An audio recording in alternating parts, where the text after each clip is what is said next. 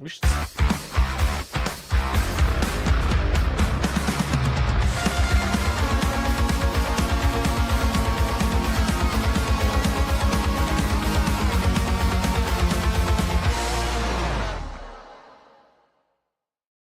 Welcome into a live edition of the KC Laboratory presented by Emprise Bank. Member FDIC, our tremendous partners in Possible here at KC Sports Network. Feels good to be back. I have missed hanging out with my friend Matty Lane. Matthew, how we been doing this week? Who's friends here? That's what I want to know at this point in time. Jeez. 7 years out the window, I guess. It flowed so much better earlier in the week.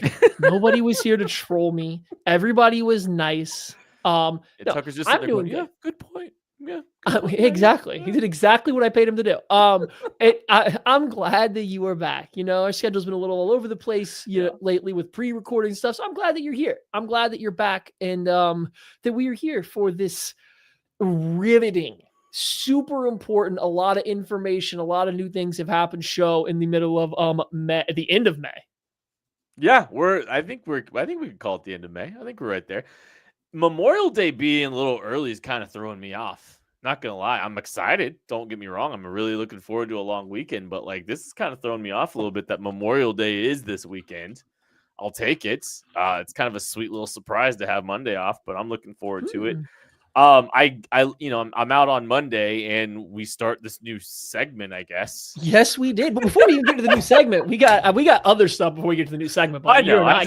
You're not getting out of here in 30 minutes. Okay, just go ahead and dial that clock on back. We're not doing a Kent 35. All right, we got to talk about it. The NFL owners today, they put their foot down. They said the tush push is locked in. They said there ain't no chance. We are not letting y'all get there in that rugby scrum and shove your noses up in between each other's legs and push forward for 1 yard. Kent, how do you feel about this? This is insane. I think just how much effort was put in by Jeff Lurie to try to get the tush push to remain alive. No, I got a question for you. Another question. Follow up. Would his this is like a boy with a wet dream speech have swayed you? No, but it sounds like it sounds like it swayed a couple people. It's what it sounds like. Pause. I know. Like what are we doing here? That was some choice words right there. I thought, pulling all of the stops, Jason Kelsey, nocturnal emissions, like this is some wild jokes that we've got flying here over the tush push. I'm glad the saga's over. 22-10. Sounds like the Chiefs voted in favor of banning the tush push, which I don't think is all that surprising. I think all but one team. I think I saw someone say all but one team on the schedule for the Eagles this year voted against the tush push. So not all that surprising either. I think I kind of feel like they should get rid of it. I do. I don't know. Why? Tell me why you think the tush push should go. I think QB sneak should be remained. I just don't think you should be allowed to drive your quarterback. Use leverage of people behind you to drive the quarterbacks. Like I don't think because I don't like it. Okay. I don't like that Clark Hunt won't let Patrick Mahomes QB sneak. I don't know. Like, should Trey Smith still be able to run full speed and throw his entire body weight into a pile when Mr. Kareem Hunt is stood up 3 yards down the field? Yeah. Okay, so that should be allowed. No, pushing of the quarterback should have. No, I've actually wondered that a little bit too. Like, should they kind of stop, forward progress quicker as a part of all of this? I think that's fair. Titans, I think you should. Yep. Yeah. So here's my thing. It should be banned because it's a boring play. It's not fun to watch. I'm not going to hide behind it. I don't like watching it. It stinks that the Chiefs lose by it, but even if the Chiefs were good at it, I mean, maybe that would change my tune. But from where I stand right now, it's a boring play. It's not fun. There's no tension. Like, the majority of the time, the Eagles are going to pick it up because they've practiced it more than everybody else. They've brought in the experts. They have guys that have bought into it, and they happen to have the perfect set of players to run it. They have had shorter interior offensive linemen that are able to, and very flexible, that can get down and get below a defensive line. They have a quarterback who squats like 9 billion pounds. Like they are very good at it. So that's credit to them. But excuse me, it's a boring play. I don't like it. That's why it should be banned. It's no fun to watch. I don't have fun watching it. Nobody besides Eagles fans has fun watching it. So get rid of it for that. Like, and people act like that's a bad process. Like, I'll be open about it. That's why I don't want to see it. And you know what else was probably banned because it was boring? To watch offensive linemen hold. I bet at one point in time when that was allowed, everybody freaked out because you're like, oh, that's not fair. Just because I can block you by giving you a bear hug, find a way to beat it. Well, you know what? It got banned because it was boring to watch pass rushers not be able to get away from a hold. So I don't know. I'm not afraid of it. It's a boring play. And to get real nerdy about it, I don't think a defense is ever going to stop it. I think as long as an offense gets to go on their snap count, they are going to have the advantage on a play that's decided in under a second every single time. This play is decided in less than a full second. You're determining if you get the yard that you need or not. And the defense, even the best reaction of any human, like on average, just an average human, the best level is going to be a little over 1/10 of a second. So the offense is going to obviously have this major advantage every single time because they get to dictate when it goes. So in terms of creating the most fairness possible on a play that happens so quickly and that, 1/10 of a second matters so much, just get it out. And it's boring. Get rid of it. I think those are good arguments. Jason Kelce even kind of took the stance of I'm not for or against banning it, but here's questions that you might want answered. I did see someone make a comment today. I wish I could give him credit, basically saying hey, Cam Jurgens is 25 years old, has neck surgery. Do you think that has anything to do with the fact that this play exists? Very well 100%. Yeah, it's because it's not like a massive impact play. So you don't get the injuries that knock people out of games or necessarily tear, ligaments or cause immediate damage, but the wear and tear is through the roof. Jason Kelce's talked about it since they started doing that play, how much worse he felt. He talked about it on their podcast, the New Heights podcast before. It's that play takes a toll. He's got nearly 1,000 pounds that lay on top of him every time they run that play. That takes its toll. So no, if there's no immediate injury, excessive injury threat. So if we're talking about player safety, that's not there. But the fact is that the Eagles have found guys that are willing to buy in to go through that just constant grind of having guys step on them, fall on them, kneel on them, and multiple guys. Hey, kudos to them, but you're probably shortening the longevity of your career by doing it. And I guess until the NFL bans it, good on the Eagles for finding guys that are willing to buy in. I don't know. I guess. I still can't believe the Chiefs tried to lay their $33 million tackle across the line of scrimmage in order to stop it. I can't believe that's what they wanted to try to do in that situation. That was a lot. Maddie, I just saw you pull a LaCroix there. Is that the cherry lime LaCroix that's coming in the normal cans now?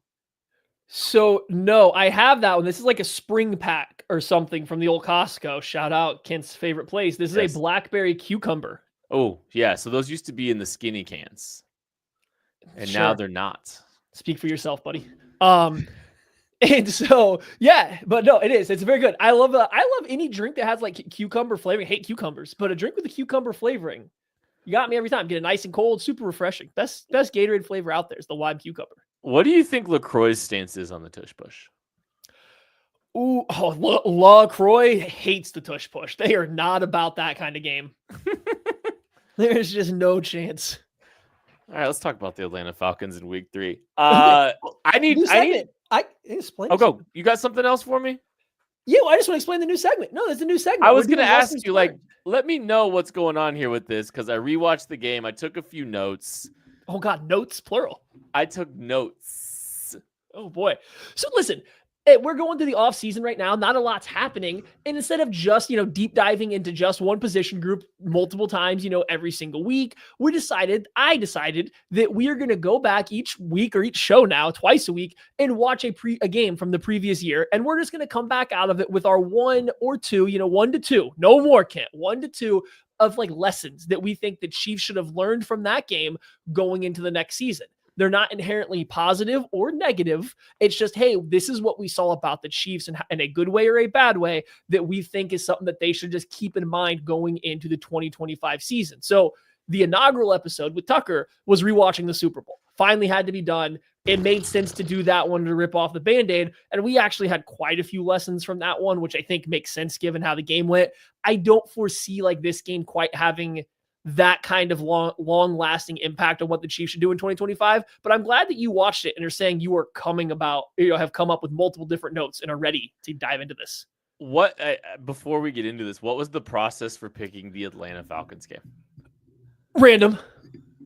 You get to pick next Monday's episode game week. You just pick in a week, not a game. I don't even want you to think of a game. I just want you to pick a random week at the end of the segment, and that's what we'll watch going into next Monday. It's just random. Okay, I could have seen Tucker just like that would have been like such a Tucker pull to be like, I'm gonna make Kent watch the Falcons. No, that was me. Yeah, I just called out a random week. I didn't even know who they played. I was like, I think that might be the Falcons, but I'm not sure. So yeah, we got the Falcons on deck. I figure, listen, low-hanging fruit, Nick Bolton, big 4th down stop. Shout out Big Nick. Yeah. Not only did I watch back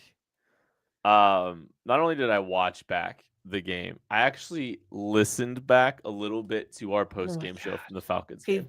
There's no extra credit here, you little suck up. Who am I sucking up to? In no world am I sucking up to Maddie Lane. Keep your little hands over there and just do the assignment. I'm just trying to do my job here, man. I wanted to see what our tone and our tenor was, and it was the first game. This is kind of like, I guess, tying into lessons learned, right? This was the first game of the season that kind of felt like the rest of the season. Low scoring game, offense has its struggles, doesn't go as up and down. You've gotten through the slog of the first 2 games of the season against 2 of your biggest competitors in the AFC. You're playing an NFC team that you feel like you should have beaten, and you play a 22-17 game with some offensive inconsistencies. Defense plays great. Offense goes 3 and out at the end of the game, and the defense has to save them. And it was the quintessential Maddie Lane. How are you feeling about this game? And this is just a little inside baseball. But really what it is Maddie Lane is, I'm mad and I'm trying to say something not mad about the game from the very start of this show in which the Chiefs have just won a football game. There's a lot of those. It was textbook Maddie Lane pretending to be fine while he goes through and celebrates a Chiefs victory. It was great. I love this. I love that. This is now I expect you every single time when we come into one of these to have listened to like the start of a post-game show to bring that. That's a perfect addition, I think, is to get like what our vibe was in the moment. I will say, like, I went back, my vibe now rewatching it was, boy, no wonder the Chiefs got blown out of the Super Bowl after watching that game, right? Like watching it back now, like, yeah, you go up against that Falcons team at that time of the year when Kirk Cousins had been struggling. Because I remember this going into the game that much to start the year. You should have probably put one on them. That defense wasn't good. That defense was actually pretty darn bad. And their offense wasn't clicking at that point in time. So the Chiefs really should have put it to them. They didn't. It was, I think, a disappointing performance from the Chiefs. And I think your point's right. Like that kind of was that was going to lead you down the path to what they were going to do for the rest of the year. I was looking up some stats. Carson Steele led this team in rushing in this game with 72 yards. The second highest, leading receiver on this team after Rashee Rice was Travis Kelce with 30 yards. That's insane. They tried to get Xavier Worthy involved early, and they did. And then he just disappeared for the rest of the game. They tried to connect down the field on a vertical shot to him when Rashee Rice was still on the field. That didn't work out so hot. You saw Carson Steele taking the workload in the running game, but I also thought this was a very much Rashee Rice was part of the run game without being part of the run game kind of game where they were just like, hey, we're just going to throw these little now routes to you out of a bunch and let you catch the ball and try to get 5 yards. And like, it was a very big Rashee Rice game, right? Like you could see and I think this was like the last big game I think he had before things got, he got hurt in like the first drive of the following game. But man, I think we were in for such a special Rashee Rice season. And it's like the lesson learned is like, I think Rashee Rice is going to have, I think he was going to have a fantastic year. And you really hope that he's able to get back to what he was, because what he was looking real special early in that season. 110 yards, I think, on this game. And he was pacing to just have an absolutely tremendous season. You saw him get involved. This is why the Chiefs don't invest in the running back position, is because they're going to throw now routes to their speedsters and their big bodied receivers and just like use their yak ability. Yeah. So okay, your lesson learned was that the Chiefs were covering for their running game by using Rashee Rice, or sorry, Yeah, what essentially, is I think okay? it's just showing a valuation of the running back position because they're gonna involve the running backs. You know, the reason their pass ratios are off a little bit is just a reminder is like that sometimes they're just manufacturing touches essentially as the running game, Sucks. funneling it via the passing game. So I mean, Okay. My lesson learned is similar. It's related to Rashee Rice and the offense. My, I guess mine's gonna take a little. It's gonna start positive and take a little bit of a negative-ish spin, but like that's to the point of something needs to change. This was a really good Rashee Rice game. This was the first game on the year, which I think we had talked about it leading up to this. Like, hey, it might be time to run this offense through Rashee Rice and not Travis Kelce. We might be at that point of his career, and this was the game that started. Right, Rashee Rice I think leads the team with 14 targets, 12 catches on them, over 100 yards. When anything was working offensively, it was pretty much Rashee Rice, right? Like that's everything that was working. And so you feel confident that he was on his way, like you said, to this big monster year. Like, you can't extrapolate those exact stats 1-to-1 all year. But honestly, if you look at what he'd done the previous 2 games, you're not too far off from a guy that was kind of looking to be close to, an 80 to 100 yard receiver week in and week out with all the space the Chiefs are creating with Worthy's speed, with Travis Kelce still being respected. So yeah, that play by Rashee Rice stood out to me immediately. But then I went and I kind of got later in the game and I went and looked to make sure my eyes weren't deceiving me. 10 of those 14 targets were from the slot or on screenplays. Mm-hmm. That's almost all of them from the slot on screenplays or short passes near the line of scrimmage from the slot. Where did Xavier Worthy get better as the year went on? He was playing a little bit more in the slot and he was winning close to the line of scrimmage. The overlap of those two players, or the way if they're both healthy and the way this team is set up, is a little bit too much. It's not an exact 1-to-1, right? Like Rice is better over the middle of the field, the Worthy's better working more towards the boundary, but they still kind of win from the same spots on the field. They both play better versus zone. They kind of do something similar. And so does Jalen Royals as rookie. And so does Juju Smith-Schuster, their other leading returner. And guess what? So did Hollywood Brown when he came back. That's where they used him. They have a lot of guys that win the same way. So while I think Rashee Rice was ready to take this massive step forward, and he still might be this upcoming season, I think this offense has to change to get all these pieces to work together. I don't think you will maximize all of those players together. And I think just looking at this game is what it was. Xavier Worthy was essentially a non-factor as he was just sent on wind sprint after wind sprint in this game. They had to clear space for Rashee Rice to have this monster game, and we don't want that to be Worthy's job or his role next season. So I think they just got to have to find a way to adjust the offense next year to that way Rashee Rice, Xavier Worthy, Sprinkle, and Travis Kelce and Hollywood Brown can all play to their strengths. And like if I were to guess on how you do that, hey, Andy, I said it last week, but I just got to keep driving home. Let's ditch the 3x1, man. Let's just run some balanced 2x2 sets. Because guess what? If you go 2x2, I can have Xavier Worthy and I can have Rashee Rice off the line of scrimmage. I can protect both of them and they can both play to their strengths so much better than if one of them has to be stacked up on the line or they have to be like side by side and running some kind of switch release. So it's just the offense has to change, I think, to maximize both those guys. But I do think Rice is like set up to have a big year if he's healthy in his return. How many players can you maximize on one given play? Truly, one. Okay, to maximize, I think it's really 2. one. I think it's really one. So I'll say 2 if you have. So this is why I'm going to go with 2. Right, you're going to every play is designed to get somebody open versus a certain coverage look, right? Like there's only one person that a play is technically designed to get wide open. Now you'll have like, if this is covered, then hopefully this other player is open, but I wouldn't say it's designed for them. So you're not trying to maximize that second read. So your first read is who you're quote unquote trying to maximize. I will say though, if you have a good functioning offense, there's going to be a hot route, or there's not a hot, but like an alert route against this right coverage look. That's not that same player. There's going to be somebody else on the field that in the right look is going to be a primary read, or there's going to be somebody like, hey, if this gets shut down, we have a winning route, a route winner, a coverage beater on somewhere else on the field. And so I would consider that maximizing. And I don't think that's where I think the Chiefs struggle is they don't have that second player when they have to isolate them one-on-one on the backside of plays. I feel like I trust this coaching staff to figure out a way to balance this whole thing out well. Go 2x2.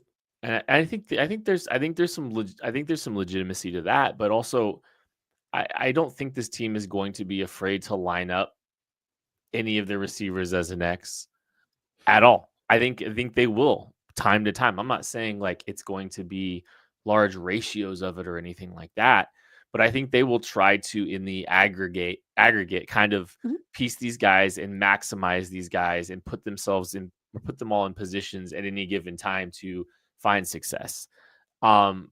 And I trust the stat to being able to do it. I think this will be an ambiguous X kind of season, right? Where I don't know who the true X is going to be, but I think you're going to see a lot of moving pieces and parts. You're still going to get some of the YISO stuff sprinkled in there. And I do think, 2x2 makes a lot more sense when you're talking about it. But I don't think it's going to be as clear cut. This is the type they have that, we were kind of discussing over the course of the season. I think they're just going to be moving pieces and parts around, and you're going to see sprinkles of guys moving all over the place, which is the preference of Andy Reid anyway when it comes to his receivers learning position. So I'm fascinated to see it all play out. I do think that there is an opportunity for all these guys to coexist, because I think there was a plan for all these guys to coexist in 2024 too. But injuries kind of derailed that opportunity. You saw Xavier Worthy starting to move more down the field a little bit. You saw what they wanted to do in the Super Bowl. That can coexist with some of the stuff that Rashee Rice does as well. So I think there's a lot left in the chamber from stuff that they wanted to employ, dial up last year. And I think they're going to have plans for what they do this year moving forward too. So I'm curious to see what this all looks like. We have a lot to discuss about this wide receiver room, don't we, Matthew? Yeah, I know, and we're definitely about to get there. I don't want to break this down into the entire philosophical, and this isn't even an X wide receiver make or break thing. This is just, hey, somebody's got to play on the outside. And this is me looking at what they did against the Falcons, saying that offense is like, you can say you trust them to make this work and figure it out. My lesson is they didn't figure it out last year. I don't think they figured out how to use these wide receivers together last year. I get it. It was a small portion of time. Yeah. Xavier Worthy was a rookie starting, the season, his first couple games, but the passing offense never looked good or crisp. And the first 3 weeks when they did all play together, when it looked the best was just throwing the football right over the ball to Rashee Rice, working on linebackers. And that's where Xavier Worthy did a lot of his better work later in the season too. That's where the majority of his usage came. So it's just, I don't know if I have the same belief right now that they are just going to figure it out if they go back and run the same general concept that they did last year. And I think that's my, not pushback, but that was my take, is they still got to do something different than what they were trying to do. I don't think what they tried to do against Atlanta is the winning success to figure out how to use Worthy and Rice together. They also didn't have Hollywood Brown for that game either, though. And that's what I kind of said. I think they had a vision for how this. I don't know if he adds anything. I just think they had a vision for all the. Well, yeah, he's coming off injury, but I think the shoulder doesn't stop you from running. Hey, he looked really, really good in that one preseason play. So, okay, can we just pump the brakes? We have a whole lot to talk about this receiver room. I'm curious where you put it on the Maddie Lane gas station scale. We're going to talk about that right after this. KCSN gas station scale. Shop Chiefs tickets and more with no fees. Plus, save big with code KCSN at ticketsforless.com, the official ticket provider of KC Sports Network. Success in real estate takes more than vision. It takes the right financial partner. When someone takes something rundown and turns it into something great, that's called a comeback story, like Brain Group. They take distressed properties here in KC, completely rework them, and then turn them into valuable real estate. But that kind of work needs the right bank behind it. Enter Emprise Bank.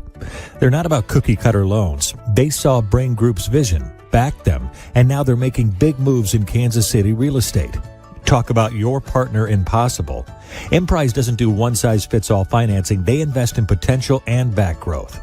Visit emprisebank.com/KC to learn more.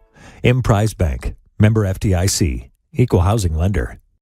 It's playoff time, and if you're still just watching games, then you're missing out. With Pick 6 from DraftKings, you can turn your hoops knowledge into real cash. Just make your picks, track your score, and if you hit all 6, you're looking at bigger payouts than Prize Picks Flex Plays. Nobody's dropping better payouts than Pick 6. Hit 6 picks, and that's 25 times your cash. And if you beat your competitor, you could be looking at a 500 times bag in your pocket. And right now, new customers get $50 in bonus picks with just a $5 entry. The playoffs are on, so why not take a shot at making a little money while you're watching? Download the DraftKings Pick 6 app right now and use code KCSN. That's code KCSN to play $5 and get $50 in bonus picks. Better payouts, bigger wins, only on Pick 6 from DraftKings. The crown is yours. Gambling problem? Call 1-800-GAMBLER. Help is available for problem gambling. Call 888-789-7777 or visit ccpg.org in Connecticut. Must be 18 plus. Age and eligibility restrictions vary by jurisdiction. Pick 6 not available everywhere, including New York and Ontario. Void where prohibited. One per new customer. Bonus awarded as non-withdrawable Pick 6 bonus picks that expire in 14 days. Limited time offer. Terms at pick6.draftkings.com/promos. Tucker D. Franklin's putting together a random number generator to tell us what we're going to be watching next week, what our homework is. Let's go. I love this. I'm going to make him do it before the show closes, so we are getting assigned homework as the episode is ending. I think that's what we're going to do. It's going to be a good time. What's your guess? What do you think it's going to be? What's my guess? Pick a number between 1 and 19. 15. Oh, well, how about it? You can't pick 3. It's off the board. Yeah. Well, I wasn't going to. Oh, So there's wasn't any number between 1 and 19. I'm picking 15. Good for you. I'm going to be wrong. And Maddie's, you're somehow going to be right. Tucker's probably going to text it to you and make me mad. It's okay. Appreciate everyone hanging out with us tonight, though. We are doing our positional breakdowns. This week and this Wednesday, it is receiver time. So we're going to be talking about the wide receiver room for the Kansas City Chiefs in 2025. And we are putting it on the Maddie Lane. The opinions of Maddie Lane's scale are that of Maddie Lane and only Maddie Lane. What do we got on the scale? Please explain it really quick for everybody, and then we'll move on.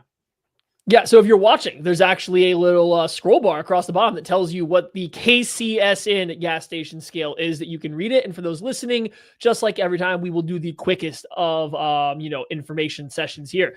Tier 1 gas station means the best, top of the line, quick trip, good gas pumps, always open, not broken, free air, good snacks, and clean. That's Tier 1 gas station.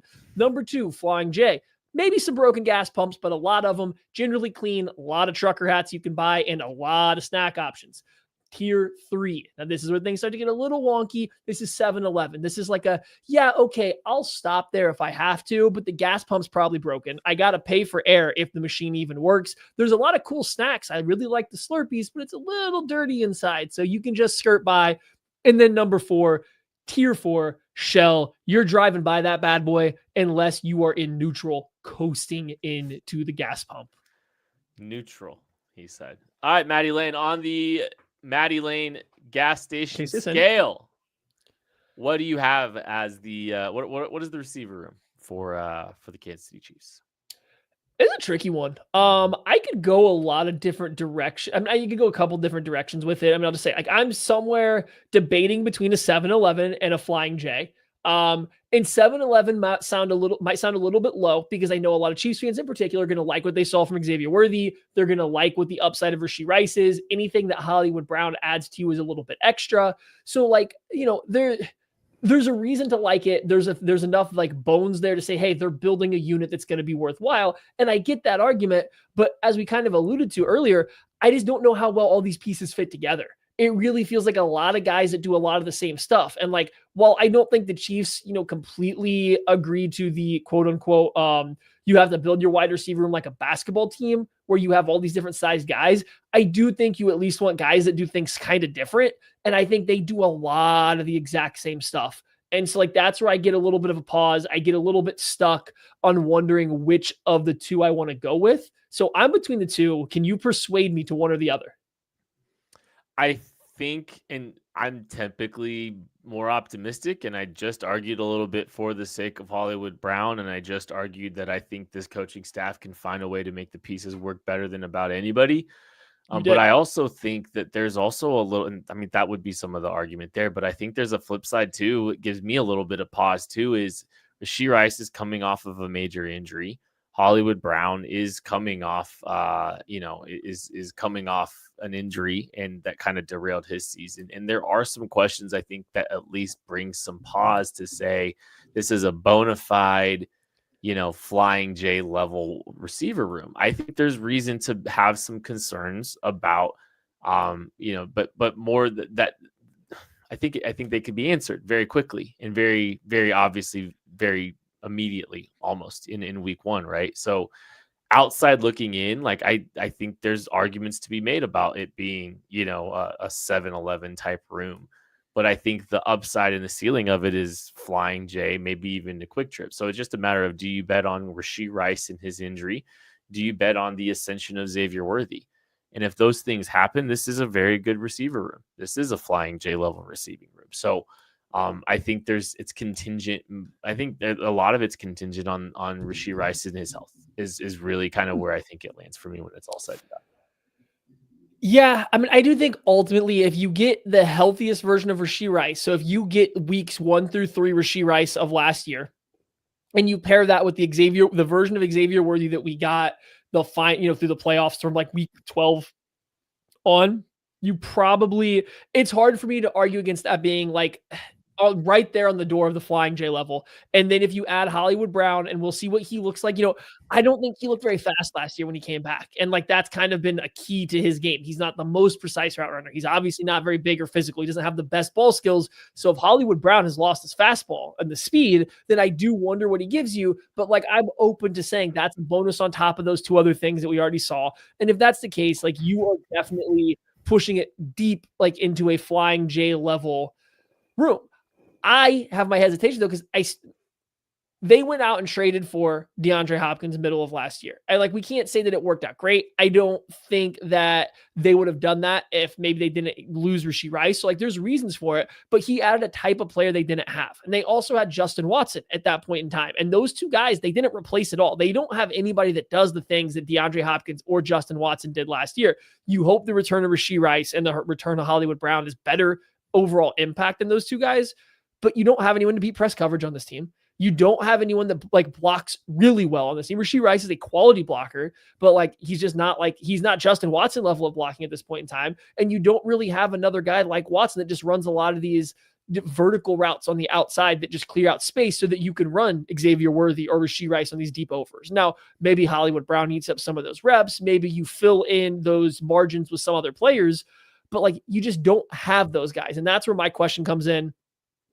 I was thinking about it. I gave the edge room a very nice 7-11, a new 7-11 that was just put in last week when we did the edge room earlier in the week. I think the wide receiver room is a little better than the edge room because there's more upside. There's more dynamic players there. Xavier Worthy and Rashee Rice by themselves, I just do think come with more upside than anyone in the defensive end room does. So I'm going to go with the flying J for the wide receiver room, even though I do think that they are missing some components. So this is a flying J where you don't love that you stop there. Maybe your favorite gas pump's out of order, right? Maybe somebody just, maybe a couple truckers stopped by and dirtied up the bathroom right before you go in there, but it's still a flying J. You're still there in tier 2. All right, Matty, who do you think the best player at the receiver position is for the Chiefs? I'll tell you this. I know we're asking that question. I almost wanted to even add contextually who leads the Chiefs in targets at the receiver position, but I don't even know. Targets is Rashee Rice. Yeah, but who do you think is their best player at the receiver spot, or who do you call your shot? Who is the best player at their receiver position by the end of the season? I want you to bake it all in.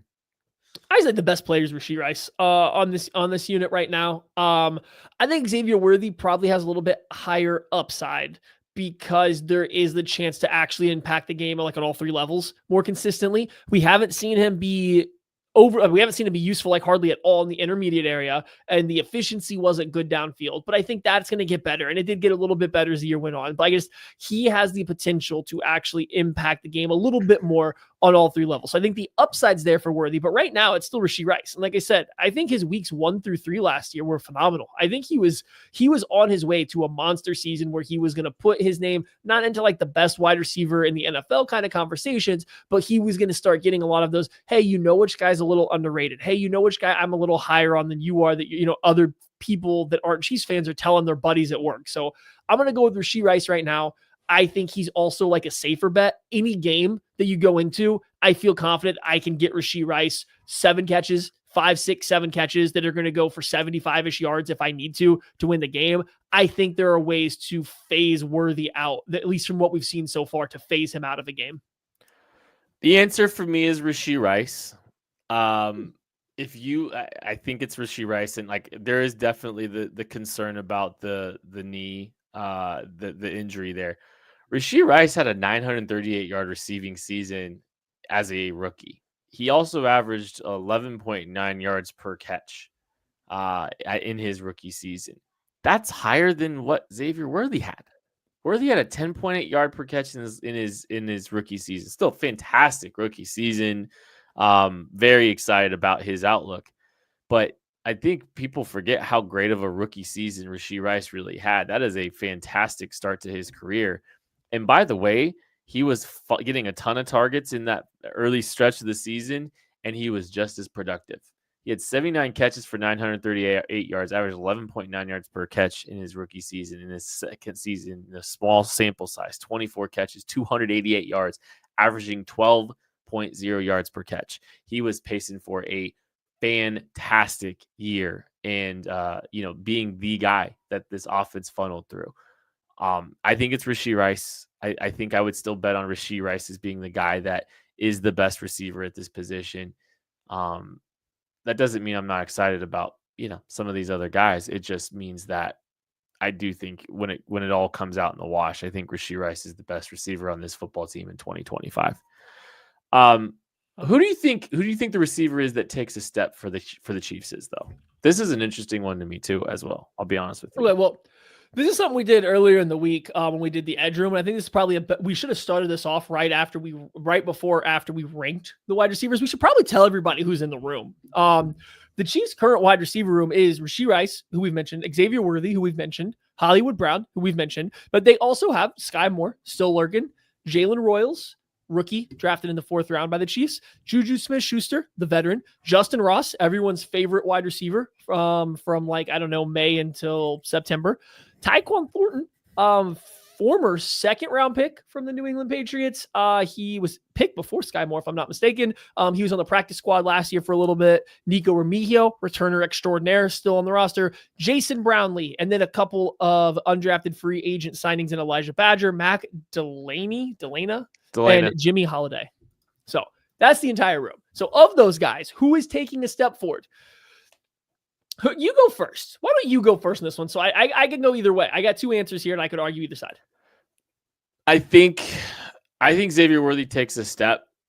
And I think the step involves him being more involved and more consistent in the vertical passing game. And I think out of necessity for how this offense needs to be structured moving forward, because of some of the stuff that we talked about earlier in this game and what you saw the Chiefs try to do in this game against the Falcons was try to push the ball down the field. It did not go well. They gave Xavier Worthy a chance after getting him involved in the early game script.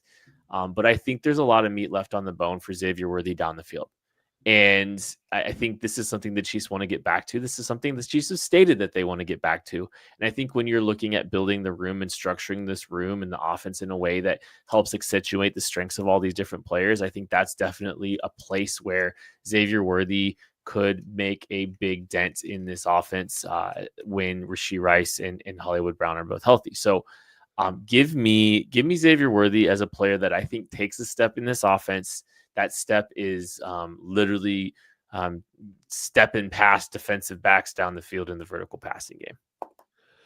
Oh, yeah, and that was the one that I very easily could have gone with, right? I mean, I think it's most obvious that your second-year wide receiver who got better as the year went on by a long shot is going to take a step forward. I'm going to go with Hollywood Brown, but I want to come back to Worthy real quick and say, where I agree on the vertical passing game, I don't think he's going to continue to get better versus man coverage. If you split his stats up looking at from week 1 to week 11, his stats versus man coverage were abysmal. We're talking 1.4 yards per route run.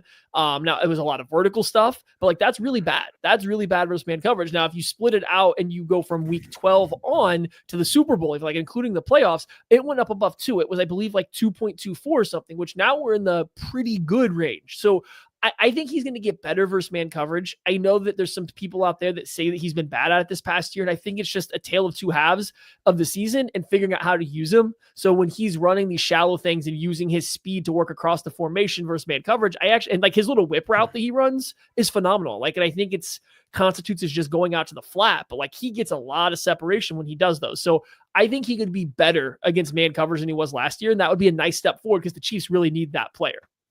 That said, my guy to take a step forward is going to be Hollywood Brown, right? I don't think he looked good last year. When they brought him back, they protected him from ever being on the line of scrimmage. They constantly stacked him behind other wide receivers. They sent him in motion a lot. And then when he went and ran routes, it didn't ever feel like he was running an impactful route, whether that's by design or whether that was by the execution. He just never felt like he was punishing a defense for him clearly not being the first target or clearly not being the second target on this team. And it never felt his impact at any point in time. I know his first game back, so like you want to say that there's some getting used to at first game with Mahomes and real fire, but I expected to see a little more from him last year. So I want to see him rebound this year. And like taking a step forward for Hollywood Brown is just playing like he has his entire career. If he just returns to average Hollywood Brown that we saw 2 seasons ago, even, that's a lot better than what we got last year out of him. That is a guy that now, as acting as a wide receiver 3, is a good wide receiver 3. The fit's a little weird, but that's a lot better of a player. He's really good at the intermediate level of the field, right? He's really good on these like in breaking in middle of the field kind of routes. And so the Chiefs could really use that kind of guy. If we can get him back, I think that goes a long way in helping this wide receiver room. I'm just curious to see if he gets there. I'm hoping that it was, like you said, the shoulder injury, not playing with the Chiefs, making him play with lacking confidence a little bit, not knowing what he's doing. And that's why he didn't look fast. But like, if he doesn't have that speed, I don't know if he has enough off-speed pitches to just be a major impactful player. I think it's kind of worth acknowledging a couple of things with Hollywood Brown, right? One, I think there was a bunch of chemistry built with Mahomes and Brown over the course of the preseason as they were working through things. There was a lot of expectation and belief that Hollywood Brown was going to be a guy that had a big season because of the chemistry that he had built with Mahomes. And hey, the first target of the preseason goes to him and all that. You saw some trust throws, I actually thought, from Mahomes to Hollywood Brown with some of the RPO game that they'd try to get involved Hollywood Brown with early, like against the Houston Texans. He had, some nice plays because he was getting to throw, the RPO middle of the field throws. Like Mahomes trusted him to throw those up and down slants or glance routes behind a linebacker. And, Hollywood Brown came down with them. They tried to push the ball down the field a little bit with Hollywood Brown too. So like, I think it can't be overstated the value of the chemistry that those two developed. And I think there's some reason for optimism there that, that he can, insert himself into this offense in a meaningful way. And that Mahomes will be quick to get back to him and start kind of utilizing him a little bit more. All right. Give me a sleeper player or a UDFA that you're wanting to watch here in the receiver room for the Kansas City Chiefs. I think I know the answer. Listen, I know you don't got to pull my finger here on this one. We're going with Elijah Badger, wide receiver out of Florida. This undrafted free agent, so it's a little bit of a long shot here. But I mean, 6'1", 200 pounds, so we're a little bit leaner. We're a little bit lankier of a guy, but we are a pure vertical plane wide receiver that, as we talked, my big issue that we talked about, they don't have an X wide receiver. The Chiefs don't have someone to beat press coverage on the outside and they can threaten anything. This is what Badger did at Florida. That's all he did was just run on the vertical plane, right? And like, he's a very good deep receiver. Ball tracking's excellent. He has good like build-up speed. I don't think he's the most explosive in the first 10 yards, but he's got good enough footwork that he can get himself free off press coverage. And then that long speed does take over. And like you said, the tracking, the ball skills are all excellent. So like, if the Chiefs want a true, typical, traditional they'll never have a traditional X wide receiver, but if they want somebody that more fits the mold of a Justin Watson and MVS, DeMarcus Robinson, so on and so forth, he's the best body type. He's the best receiver prototype on this team to fill that role. So I don't think he like steps into playing 50% of the snaps or anything, but I could see an avenue that like midway through the season, the Chiefs are like, hey, we kind of need someone that provides what he can bring. So Elijah Badger would be someone that could make this team just based on that. And it's worth noting, pretty solid blocker. He's very willing to do it. He'll go dig a linebacker out if they ask him to. The lack of density shows up at 200 pounds, but he's not unwilling to do it. And that's probably better to have him block than Xavier Worthy or Hollywood Brown. He's definitely one of the more fun UDFAs just in general too. Like I I think we put a decent draftable grade on Elijah Badger as a player, and like I was a little bit surprised that he fell out of the draft in entirety. And like I think he does have a complementary skill set to what already exists on this roster, so it could be, removing some of the redundancy that might exist on this roster. Speaking of redundancy, I love Jalen Rolls. I'm very excited about him. There definitely is some redundancy in the skill set to what the Chiefs currently have on the roster, to the point that like this is also one of those things, like I just don't know how much they really care. I think they have a type that they like and they want to try and incorporate those players, and they feel like they can because they're going to see plenty of zone coverage. They're going to see plenty of off coverage. They're going to protect with condensed formations, and they feel comfortable having a lot of guys that do some good things after the catch that maybe they aren't beholden to a traditional X or, some of those positions. Like I think that's the logic that they operate with, and they like to have playmakers that they can get the ball in their hands to and let them do some things. And Jalen Royals is another one of those guys that has some really good ability after the catch. He's got the frame and the mold very similar to a Rashee Rice. I think their frames are near identical if I went and looked at the NFL Combine numbers. And there's some redundancy to what Rashee Rice does in this offense, which could be a good thing if Rashee Rice is going to miss some time this season, should some penalties come down for some of the incidents in 2023.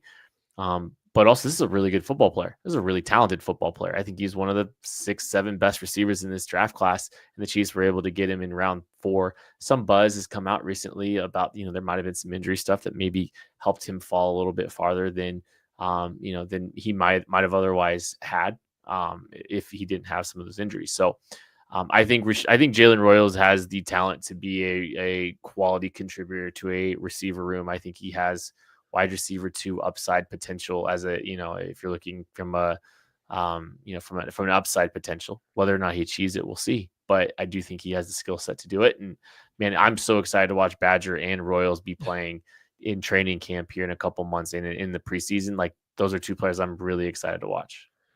If you go to kcsn.com right now, my latest article is actually looking at the receiving weapons that the Chiefs added both in the draft and undrafted free agency. So Jalen Royals and Elijah Badger are in there, along with Jacob Briningstool, the tight end out of Clemson.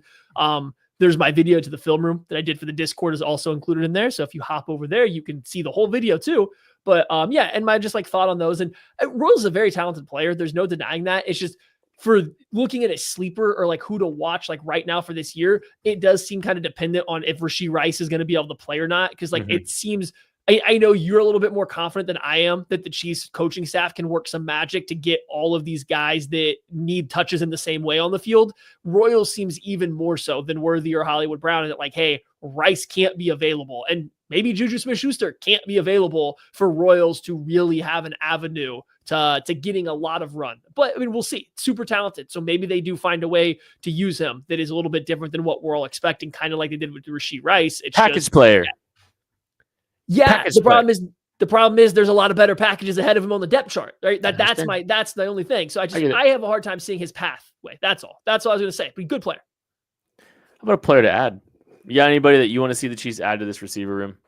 Yeah, I'm a broken record, man. If they don't want to play Badger, an undrafted free agent, as their only X wide receiver option, and they continue to not believe in Justin Ross based on what they've seen, go out and find an X wide receiver. Go out and find somebody. I don't need a stud. I don't need Julio Jones, but find another Justin Watson. Find another version of MVS. Find another version of DeMarcus Robinson. Just go get somebody that can block. They have no receiver that can align. They have nobody in this team that can go run a vertical route on one play and then go block a linebacker on the next play or a safety on the next play. They don't have that guy because Juju isn't running a vertical route. Rashee Rice isn't running a vertical route. Hollywood Brown and Xavier Worthy aren't going to block that linebacker or safety. They have nobody that can do those 2 things, and I do think they're missing that. Please bring it. Cody Runge asked the question. Gabe Davis. Yeah, that's why I like him. That's why I would be completely fine with the Chiefs signing him. I know a lot of Chiefs fans are against it, but again, that's a player that can run a vertical route and then can come right back and go block somebody much bigger than him. And I just don't think the Chiefs have that guy. And while we make fun of how little they use quote unquote X wide receivers, they play them an awful lot because of what I just said. They can clear out space for everyone else, or they can go block somebody that matters to their run fit. And I think that's going to matter, especially when you're dealing with a running back room that needs as good of blocking as possible to maximize the run plays. having a bad blocking wide receiver on the outside is kind of difficult. Is there a number that you would put to how much you're willing to pay Gabe Davis? Oh God, no. I mean, like, I'm going to say no, but not as in I'd pay him whatever he wants. Just no as in, like, it's got to be a low amount. Like, it's got to be something where we don't have to make any sacrifices. I'm not, the Chiefs cap to me right now is completely unknown. Currently sitting at like $11 million. They're in the hole for $36 million in 2026. That's plenty. I mean, again, I don't know. This isn't where I live right now. Is Gabe Davis due any money from the Jags? Is he going to be willing to sign for low, or are you going to have to like actively outbid him? I'm not sure. See, and so Gabe Davis is a one-hit wonder. I'm sorry, I'm clapping back now. He averaged like 600 yards and 5 touchdowns per season for 4 years. In what world is that a one-hit wonder? The guy's been a productive receiver for every year he's been in the NFL since his last one with the Jags, which was a train wreck. He's a good football player when he's played. He's just not a wide receiver one, barely, not even a real wide receiver two, and that's fine. The Chiefs aren't asking him to be that. No, I agree. I'd pay him a little bit of money. I think you're probably like, you're putting your eggs in that basket, I think, for, any moves that you might be making for the remainder of the season. But I don't know. He's one of the better players that I think's come available and is available in any position right now. And he fits a role. He fits a need for this team. And he's, like you said, we've said a couple weeks ago, he scored more touchdowns in Arrowhead than Juju Smith-Schuster has in his career. So insane. You tell me. I don't know. I'd like a little Gabe Davis added to the room. I think it gives them. Are there any other free agent wide receivers available? Yeah, Mari Cooper, Keenan Allen, another slot who's, Allen doesn't make sense. He's a terrible blocker. Cooper doesn't really care to block, so that doesn't make sense. And not that that's the only thing everyone does.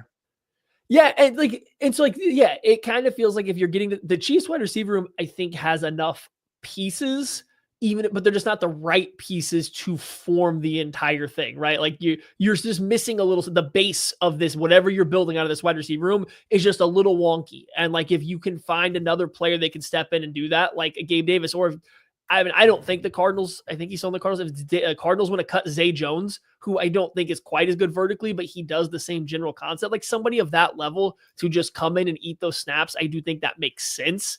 But I don't think you need to bend over backwards to make that happen. Just for the simple fact that like they have enough pieces there to make it work.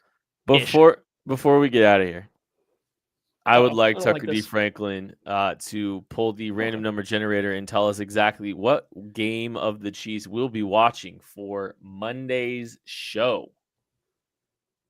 Tucker D. Franklin, what game are we watching? What week are we watching next week? Well, I wanted to be really transparent with everyone watching and listening to the show, so I wanted to have some accountability here. I wanted everyone to know what we were going to do. So I made a wheel. So I made a wheel with all the games on it. Yes, it's a wheel of games from Wheel of Names. Let's see if my computer doesn't blow up here as I add this now to the stream. Why are you doing the wide view for me too? Like I was hoping that he was going to put the wheel in the small view and keep you in the wide view, and it would have been hilarious. That'd have been so good. All right, so you can see I shuffled them up over here. I'll do some more shuffles. So there's no funny business, y'all. You guys know this. You guys seen this. I'm clicking to spin right now. Whatever game pops up here. I've taken out the 2 games we've done already. Whatever game pops up, that's what you guys are reviewing next week. This is amazing. Oh, that's gross. Week 14 versus the Chargers. That is the game you guys were reviewing. Yes. Is week 18 against the Broncos on there? Yeah, I left it on there. I left it on there for you guys. Listen, we don't discriminate, Kent. It's a game. It's a game that definitely happened. It happened. It was played. My takeaway is Carson Wentz still doesn't have a job. I do want to say something though, Kent. The first time I ran the random number generator before I did the wheel, it was 15. So you did actually nail it exactly. And I was like, well, now I have to change my process. You always got to bet on Mahomes. Obviously. Is what you got to do. And what is week 15's game? The Chargers? The Cleveland Browns. Great. Well, we're going to talk about week 14 against the Chargers next week, and we're going to preview a position. That's going to do it for this episode of the KC Laboratory. Thank you all so much for listening, watching, supporting KC Sports Network. We love you. We appreciate you. We'll catch you later. Time to go watch Brunson flop all over like Shy. They lose it?